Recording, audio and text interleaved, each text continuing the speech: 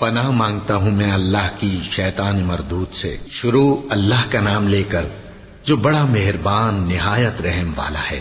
اے نبی صلی اللہ علیہ وآلہ وسلم، اپنے پروردگار کا نام لے کر پڑھو جس نے تمام کائنات کو پیدا کیا، جس نے انسان کو خون کی پھٹکی سے بنایا۔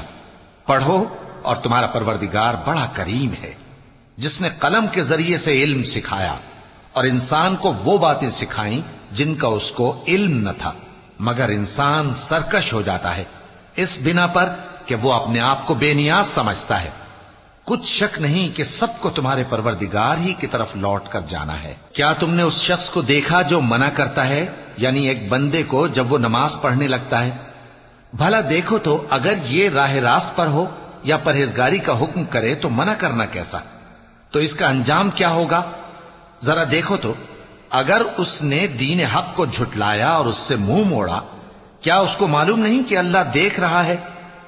دیکھو اگر وہ باز نہ آئے گا تو ہم اس کی پیشانی کے بال پکڑ کر گھسیٹیں گے، یعنی اس جھوٹے خطاکار کی پیشانی کے بال، تو وہ اپنے یاران مجلس کو بلا لے، ہم بھی دوزخ کے فرشتوں کو بلائیں گے۔